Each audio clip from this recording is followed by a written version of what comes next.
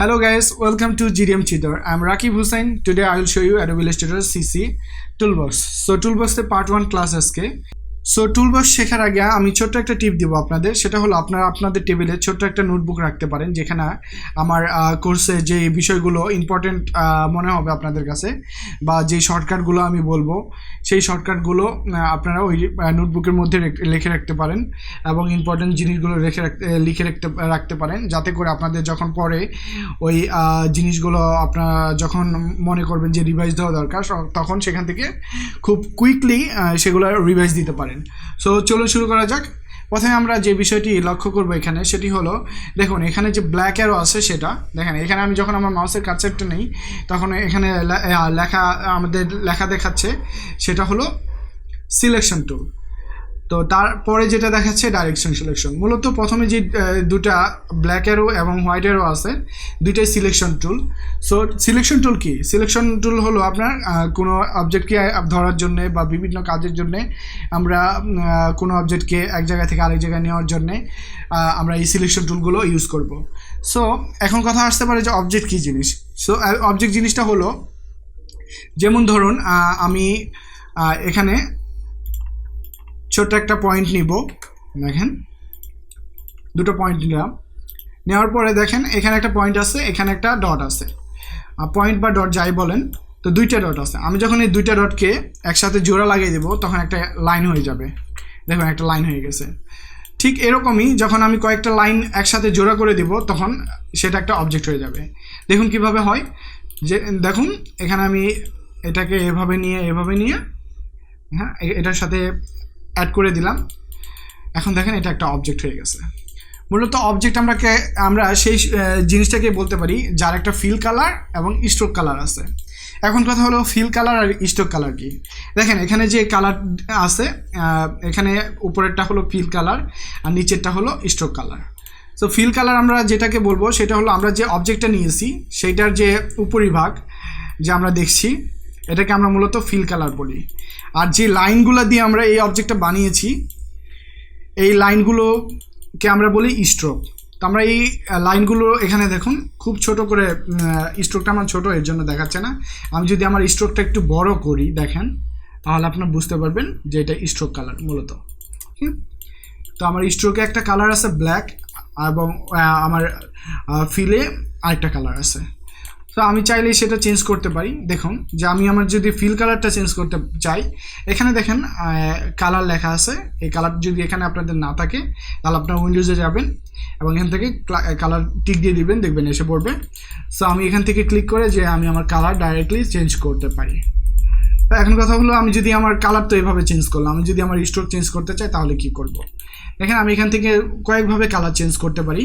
তো আমি অবজেক্টটাকে ধরবো, প্রথমে ধরার পরে ডাবল ক্লিক করব ফিল কালারে, দেন আমি এখান থেকে আমার কালার চেঞ্জ করতে পারি ইচ্ছা করলে। দেন আমি কি করতে পারি, এখান থেকেও কালার চেঞ্জ করতে পারি আমার ইচ্ছা মতো।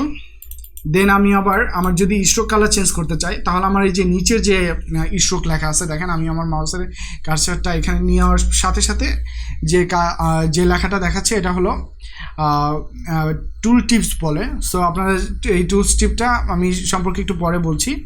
তো এখানে আমি ক্লিক করব, ডাবল ক্লিক করার পরে দেখেন আরেকটা আসলো, কালার পিকার আসলো। সো এখান থেকে আমি অন্য কালার সিলেক্ট করে দিতে পারি। ধরুন আমি দিলাম রেড কালার, একটু গাঢ় রেড নিলাম, নেওয়ার পর ওকে করে দিলাম। দেখেন আমার এখানে কিন্তু কালারটা চেঞ্জ হয়ে গেল, স্ট্রোক কালারটা। ইভেন এভাবে ধরে যদি আমি এখানে ক্লিক করি তাহলে কিন্তু আমার এই যে স্ট্রোকটা যদি উপরে থাকে তাহলে কিন্তু আমার শুধুমাত্র স্ট্রোকটা চেঞ্জ হচ্ছে দেখ কালার থেকে। তো এভাবে আমি এখান থেকে এটা ইউজ করতে পারি। আবার এখান থেকে ডাবল ক্লিক করে আমি এখানেও ইউজ করতে পারি। সো এটা গেল। সো আমি এখন এই আমার ফিল কালারটা উপরে নিয়ে আসলাম এখান থেকে।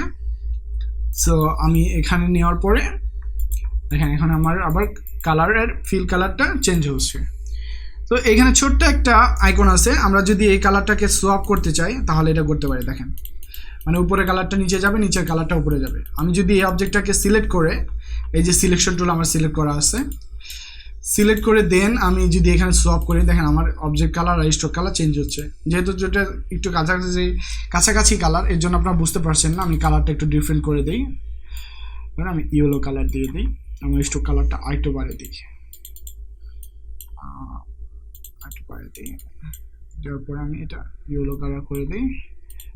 এখন এটা আমি সিলেক্ট করে যদি এখানে সোয়াপ করি, দেখেন আমার কালার চেঞ্জ হচ্ছে, মানে ক্রস হচ্ছে, স্ট্রোক কালারটা ফিল কালারে আর ফিল কালারটা স্ট্রোক কালারে চলে আসছে। সো এই তো মূলত ফিল অ্যান্ড স্ট্রোক কালার বোঝার বিষয়। আর অবজেক্টে যে বিষয়টা সেটা তো আমি আপনাদের বললাম। তো যেমন ধরেন এখানে আমার রেক্টেঙ্গুলার আছে, এই টুলটাকে খেয়াল করুন যে বক্সের মতো, এটাকে আমরা রেক্টেঙ্গুলার টুল বলি, এটা বক্স। তো আমি যদি এই বক্সটাকে এখানে নেই, দেখুন আমি বক্সটাকে সিলেক্ট করে এখানে ক্লিক করে ড্র্যাগ করছি। আমি আমার যদি নর্মালি আমি ড্র্যাগ করি তাহলে আমি আমার ইচ্ছা মতো কাস্টমাইজলি এটা আমি নিতে পারি। আর যদি আমি চাই যে আমার একটা নির্দিষ্ট প্রপোর্শন অনুযায়ী এটাকে আমি বড় করতে চাই, তাহলে আমার শিফট চাপ দিয়ে ধরতে হবে। আমি শিফট চাপ দিয়ে ধরলাম, দেখেন এখন আমার রেক্টেঙ্গুলারটা পুরা 4 ভাগই, 4টা যে লাইন আছে 4টাই সমান হচ্ছে, প্রপোর্শনালি বড় হচ্ছে। আর আমি যদি নর্মালি নিতে চাই শিফট চাপ না দিয়ে, তাহলে আমি আমার ইচ্ছা মতো নিতে পারি। তো এটা আমার কাস্টমাইজ করে নেওয়ার জন্যে।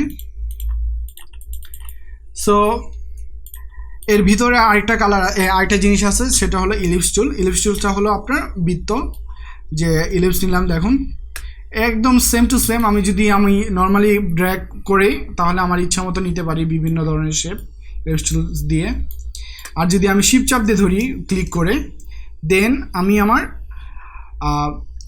বৃত্তটাকে ঠিক প্রপোর্শনালি বড় করছি বা ছোট করছি।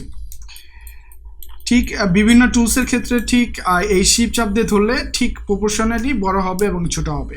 মূলত শিফট টুলের কাজ এখানে এটাই বোঝানো হচ্ছে অ্যাডোবি ইলাস্ট্রেটরে। সো চলুন শুরু দেখি।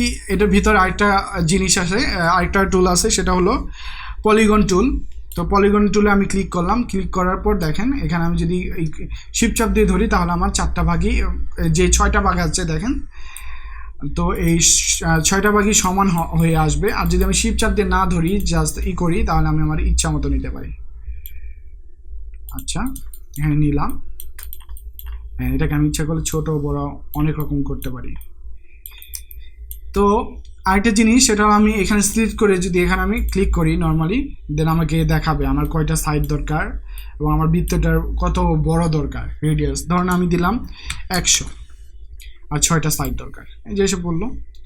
ঠিক এরকমই আমি যদি একটা বৃত্ত নিতে চাই, এখানে ক্লিক করব, দেন দেখেন আমার ওয়াইড কত থাকবে, ধরেন আমার ওয়াইড থাকবে 10/20, আমি ওকে দিব, দেখেন আমার 10/20 একটা বক্স এসে পড়েছে। ঠিক এরকমই বৃত্তটাও, তো আপনি বৃত্তর ওয়াইড কত যাচ্ছেন, হাইট কত যাচ্ছেন, সেটাও আপনি এখান থেকে দেখিয়ে দিতে পারবেন। দেখেন, তো এই যে আমি যাই চাই না কেন সবই এখান থেকে করা সম্ভব। তো মূলত আমাদের যেহেতু এই অবজেক্টগুলো বা টুলগুলোর মধ্যে ফিল কালার এবং স্ট্রোক কালার দুইটাই দিতে পারি আমরা, তো এগুলোকে আমরা এক একটা অবজেক্ট বলতে পারি।